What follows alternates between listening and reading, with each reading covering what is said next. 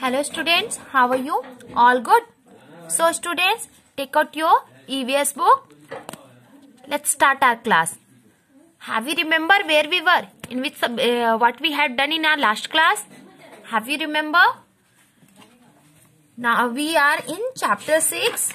We completed all work, but our exercise was remaining. So we are going to start our exercise. So as you know, if our first exercise is that is in page number 254, and our first exercise answer the following question. So as you know, I already wrote in my notebook, so I'm going to explain you all this question answer, and you have to note down it in your notebook. Is it clear? Okay, so let us start. Okay,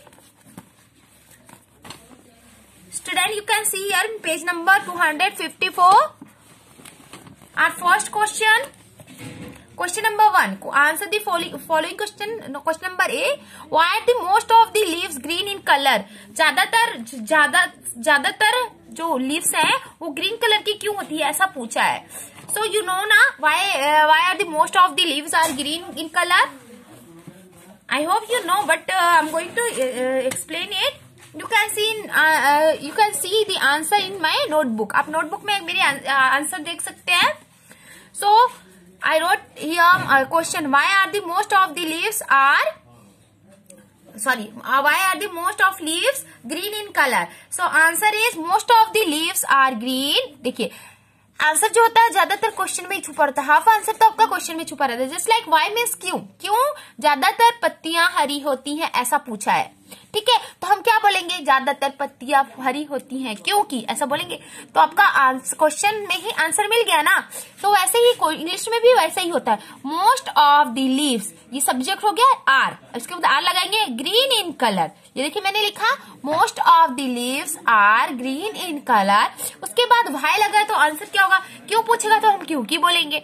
तो obviously क्या होगा, because they contain a green pigment called chlorophyll. उनके अंदर एक green pigment होता है जिसे chlorophyll कहा जाता है. Clear? Okay, let's move in next question. Question number B. Draw a neat diagram to show the various part of the flower. Flower के ऐसे क्लियर डायग्राम बनाना है आपको जिसमें सारे पार्ट्स, जो फ्लावर्स के जो पार्ट्स हैं वो सारे क्लियरली दिखे. सो आपकी बुक में ऑलरेडी दिया हुआ है. अगर आप इस बुक का इसमें नोट डाउन नहीं कर पाए तो मैंने वैसे कॉपी में बना लिया. फिर भी मैं आपको पेज नंबर भी बता देती हूँ, आपका ये डायग्राम कहाँ से मिलेगा. आपका बुक का पेज नंबर 249 ओपन करेंगे. आप यहाँ पर देख रहे हैं, क्रॉस सेक्शन ऑफ फ्लावर देख रहे हैं. ये इस पे आपके सारे पार्ट्स क्लियरली दिख रहे हैं. और ये हमने प्रैक्टिकल भी किया था ना, हिबिस्कस के फ्लावर के साथ हमने प्रैक्टिकल भी किया था, तो उससे भी आपको क्लियर हो गया. I already draw in my notebook because आपको कोई कंफ्यूजन न हो. देख सकते हैं आप में सारे पार्ट्स दिख रहे हैं. एक्चुअली ये क्रॉस सेक्शन है, ऐसे खड़ा ऐसे कट करे हैं फ्लावर को, तो उसमें सारे हमारे पार्ट्स फ्लावर के दिख रहे हैं. आप यहाँ पर देख सकते हैं जो ग्रीनी पार्ट होता है उसे कहते हैं सेपल, है ना, जो लीफी ग्रीनी सा पार्ट होता है जो कि पेटल्स को सपोर्ट करता है. कलरफुल जो पार्ट होता है जिससे ज्यादातर इंसेक्ट, जिससे फ्लावर का कलर डिफाइन होता है, तो वो है पेटल्स. उसके अंदर में हमारे पास क्या होते हैं, पिस्टल होता है, और ये बीच का जो पार्ट है इसे पिस्टल कहते हैं, और ये जो साइड पे लगे होते हैं उसे स्टेमन कहते हैं. स्टेमन इज कॉल्ड मेल पार्ट कहा जाता है, and pistil is called female part. Clear? So pistol और स्टेमन के भी अलग अलग पार्ट होते हैं. मतलब पिस्टल और स्टेमन भी अलग कई पार्टों में डिवाइडेड होता है. जैसे कि ये स्टेमन को 2 पार्ट में डिवाइड किया गया है. जो ऊपरी पार्ट होता है जिसपे एक मतलब हम कह सकते हैं कटोरे जैसा कुछ डिजाइन बना होता है, शेप होता है, उसे कहते हैं एंथर. एंड जो उसके बाद जो उसका एक पाइप टाइप का जो पार्ट होता है उसे कहते हैं फिलामेंट. सो ये 2 पार्ट होते हैं के स्टेमन के। एंड दूसरा जो पार्ट है जिसे हम पिस्टल कहते हैं, फीमेल पार्ट कहा जाता है फ्लावर का, उसमें आप देख सकते हैं उसको 3 to 4 पार्ट में डिवाइड किया गया है। इसके अंदर जो ओवरी होती है उसके अंदर का भी हम क्रॉस सेक्शन करते हैं तो वहां भी हमें कुछ दिखाई देता है। जो सबसे ऊपर पार्ट होता है जो एक 4 और 5 वो भी एक कप शेप्ड में होता है, डिजाइन होता है, 4 और 5 पार्ट में डिवाइडेड होता है। जो सबसे ऊपर का पार्ट होता है उसे कहते हैं स्टिग्मा। यहीं से जो पोलन होते हैं वो अंदर की तरफ जाते हैं। देन उसके बाद एक पाइप होता है, वो पाइप को कहते हैं स्टाइल। ओके, देन सबसे नीचे के पार्ट जो होता है, जो कवर होता है ज्यादातर पेस्टल से और ये पेटल और सेपल से कवर होता है, जिसे हम कहते हैं ओवरी। ओवरी के अंदर अगर हम कट करते हैं तो हमने ऑलरेडी किया हुआ है क्लास में अपनी, है ना, जब इस हिबिस्कस के फ्लावर के साथ हमने प्रैक्टिकल किया था तो हमने इसे कट करके दिखाया था। तो आप यहाँ पर देखेंगे कि छोटे छोटे एग्स होते हैं जिसे हम एम्ब्रियो या फिर उसे एम्ब्रियो सेक कहते हैं। उसमें एम्ब्रियो सेक भी होता है, चिपचिपा सा लिक्विड टाइप का कुछ होता है, उसे एम्ब्रियो सेक कहते हैं। और जो उसमें सेक्स वो बने हुए होते हैं, खंड बने होते हैं, कई कई पार्ट में डिवाइडेड होता है, उसमें उसे कहते हैं ओवल। ओवल के अंदर छोटे छोटे एग्स होते हैं और वहीं पास एम्ब्रियोसेक होता है। तो हमने इसका नाम क्या लिखा, ओवल विथ एम्ब्रियोसेक। और ये जो फुला हुआ पार्ट है, फुलेस्ट पार्ट है, इसे कहते हैं ओवरी। देन ये जो पाइप वाला पार्ट है इसे कहते हैं स्टाइल। देन सबसे ऊपरी पार्ट होता है जो स्टिग्मा, और ये सारे मिलकर बनते हैं पिस्टल, फीमेल पार्ट, है ना। लाइक दिस ये जो मेल पार्ट है स्टेमन, ये भी इसका जो ऊपर जो कप शेप्ड पार्ट होता है जिसे एंथर कहते हैं, जहां पर हमें मैक्सिमम पोलन मिलते हैं उसे कहते हैं एंथर। और वो जो पाइप जैसा पार्ट जिससे वो से जुड़ा हुआ होता है हमारा ओवरी के ऊपरी भाग से या फिर फ्लावर से जुड़ा होता है, पाइप जैसा शेप का कुछ पार्ट होता है उसे कहते हैं फिलामेंट। कि कलरफुल बड़े बड़े जो पत्ते जैसा होता है उसे कहते हैं पेटल। और ये दोनों एंथर और फिलामेंट मिला करके कहा जाता है स्टेमन, मेल पार्ट। ये पेटल हो गया, ये सेपल हो गया। सो स्टूडेंट्स, आई होप आपको ये पार्ट्स ऑफ फ्लावर की जो डायग्राम है वो आपको क्लियर हो गया। So let's move next question. Okay, that is question number C. So let us start reading this question. Okay, so number C, what is pollination? Pollination क्या है? Pollination हमने पढ़ा ना, तो question is here कि what is pollination? Pollination क्या है? How do insect help in pollination? Insect से pollination कैसे होता है, ये पूछ रहा है। So आपको clear हो गया होगा, पहले हमने classes में बताया है pollination क्या है। Pollination is a process method, है ना, जिससे क्या होता है, pollen क्या होता है, एंथर से स्टिग्मा तक जाता है और उसके अंदर से उसके स्टाइल से होता हुआ ओवरी में जाता है जहां पर सीड का फॉर्मेशन होता है। ये एक पॉलिनेशन क्या है, एक प्रोसेस है। और इंसेक्ट कैसे करते हैं, जो पेटल्स होते, कलरफुल पेटल्स होते हैं, उससे इंसेक्ट अट्रैक्ट होते हैं, वहां जाते हैं, उनकी बॉडी में क्या होता है, पोलन चिपक जाते हैं। और जब वो दूसरे स्टिग्मा के पास पहुंचते हैं तो जब पिस्टल के पास पहुंचते हैं तो उसकी स्टिग्मा में वो पोलन गिर जाते हैं। इस तरह से इंसेक्ट हेल्प करते हैं पॉलिनेशन में। सो आपको तो क्लियर होगा ही। चलिए आंसर भी आपको लिखना कैसे है एक बार देख लेते हैं। So here is the answer. Pollination is the act of transforming pollen grains from the male anther of a flower to the female stigma. Pollination क्या है बोला, यहाँ पर एक्ट या प्रोसेस, जो भी आप हम कह सकते हैं। Pollination is an act or process. Pollination is the act. Pollination एक एक्ट है, और क्या चीज का एक्ट है, पोलन का ट्रांसफॉर्मिंग का। क्या चीज है, पॉलिनेशन एक एक्ट है जिससे पोलन ट्रांसफर, पोलन की ग्रेन्स, जो पोलन के ग्रेन्स होते हैं जो छोटे छोटे येलो कलर के, जनरली येलो कलर में पाया जाता है, वो ग्रेन्स होते हैं, वो क्या होते हैं, मेल एंथर पार्ट से, फ्लावर के मेल एंथर पार्ट से कहा जाता है फीमेल स्टिग्मा तक जाने का जो एक्ट है उसे कहते हैं पॉलिनेशन। और अब देखिए इंसेक्ट कैसे हेल्प करते हैं, यहाँ लिखा है व्हेन इंसेक्ट विजिट फ्लावर, जब कोई इंसेक्ट फ्लावर के पास जाता है, the pollen stuck to its body, उसकी बॉडी में पोलन चिपक जाता है। And when they visit another flower, जब वो दूसरी फ्लावर के पास जाते हैं, the pollen may fall off there, और वो पोलन वहां पास गिर जाता है। And help to form the seed, और सीड बनने में मदद होती है through the process of pollination के थ्रू। तो इस तरह से इंसेक्ट क्या करते हैं, हेल्प करते हैं, किसमें, पॉलिनेशन में हेल्प करते हैं। So student, is it clear? Let's move next question. Clear हो रहा है ये सारी चीजें? Okay, let's move number D. How can leaves be classified on the basis of their shape? Leaves को क्लासिफाई कैसे किया जाता है? उनकी शेप के अकॉर्डिंग। मतलब देखिए, हम लीव्स को क्लासिफाई डिवाइड किया गया ना, वर्गीकृत किया गया। क्लासिफाई मतलब क्या होता है? हमने फर्स्ट चैप्टर से ही पढ़ा क्लासिफिकेशन, है ना। फर्स्ट चैप्टर से हमने जितने भी एनिमल्स थे उनके क्लासिफिकेशन पढ़े हैं, उनकी बेसिस किस किस बेसिस पे हमने क्लासिफाई किया था। तो वैसे ही लीव्स को, पत्तियों को क्लासिफाई किया गया है किसके? उनके शेप के अकॉर्डिंग, है ना। तो ये पूछ रहा है how can leaves be classified on the basis of their shape? उनके शेप के अकॉर्डिंग लीव्स को कैसे क्लासिफाई किया गया है? और एग्जाम्पल दीजिए बोल रहा है, गिव एग्जाम्पल्स। तो एग्जाम्पल भी दीजिए बोल रहा है। So you can see here answer. Leaves में देखो, लीव्स को क्लासिफाई कैसे किया? उनके शेप के अकॉर्डिंग। लीव्स कैसे होते हैं? दो क्लासिफाई किया है टू टाइप्स में, है ना।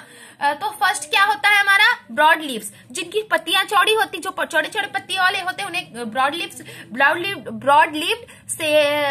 लीव ट्रीज कहा जाता है। और जो नुकीली पत्तियां वाले होते हैं उन्हें क्या बोला जाता है? उन्हें नीडल शेप्ड या फिर हम कॉर्निफेरस कहते हैं ना।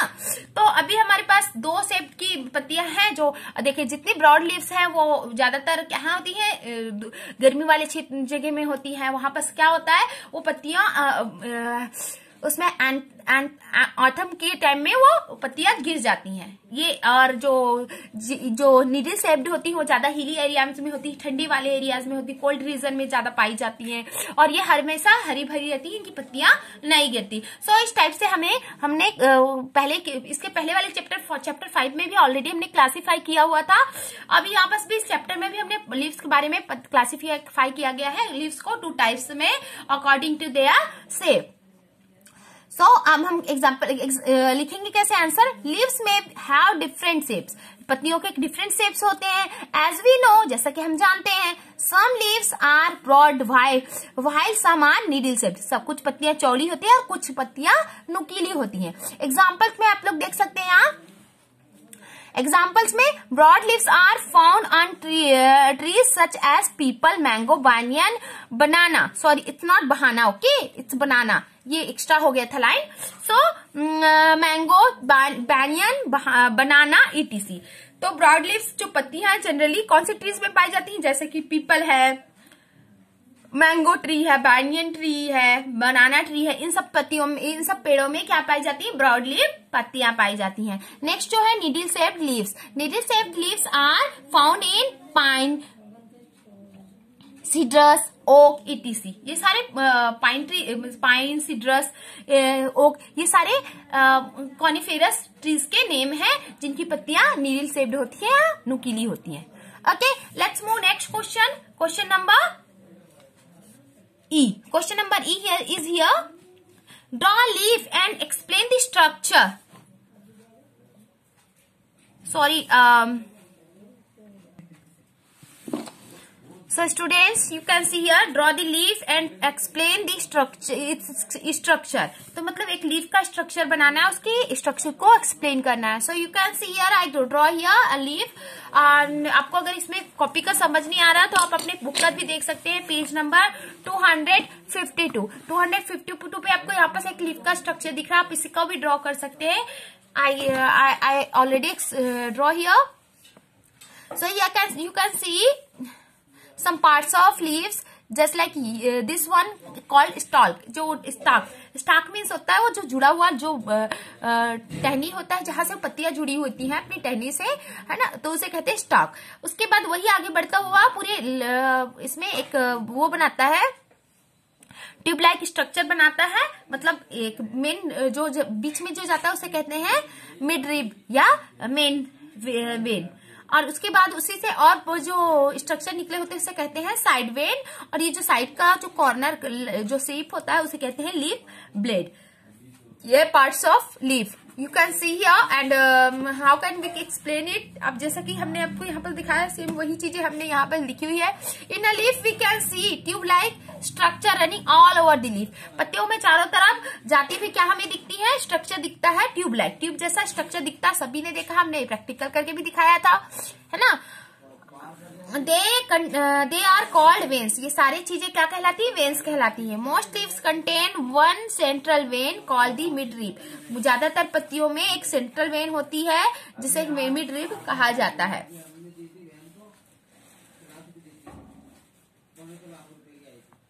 The midrib is an extension of the leaf stalk। जो लीफ स्टाक होता है इसी का एक्सटेंशन होता है। जो ये लीफ स्टाक है इसी का एक्सटेंशन होता है ये midrib। From the midrib a number of smaller veins branch out। इस midrib से बहुत सारे number of smaller branches बाहर निकलती हैं। They are called side veins। ये सारी चीजें क्या कहलाती है? Side veins कहलाती है। So let's move next question। Question number 7। Why are the leaves called food factories of a plant? Plant की फूड फैक्ट्रीज क्यों कहा जाता है लीफ को?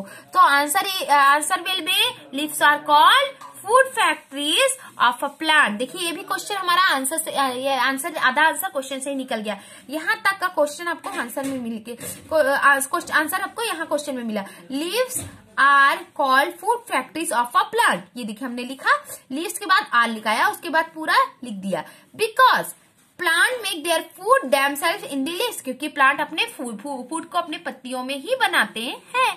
सो student these are the question answer you can see and आप लोगों का question answer इसमें कंप्लीट हो गया है। जो नेक्स्ट क्वेश्चन है question number 2, complete the feeling in the missing word. So this will be your homework. ये आज का आपका होमवर्क होगा, मीन्स टूडेज 14 दिसंबर का 14 दिसंबर का आपका ये होमवर्क हो गया। So you have to note down it in your notebook. I will send the click of these pages in your group and you help by this you can note down, you have to note down all in your notebook and question number 2 will be your homework, so you have to complete it। आप लोग बहुत ज्यादा lazy हो गए, आप लोग कोई homework नहीं भेज रहा है। How can I identify? बच्चे कैसे मुझे पता चलेगा कि आप लोग होमवर्क कर रहे हैं या नहीं कर रहे हैं? And this is not good ना, so you have to complete it, okay? And you have to send the click of your work. So we'll take our next exercise in our next class. So till then, stay safe, stay blessed and be careful. Have a nice day.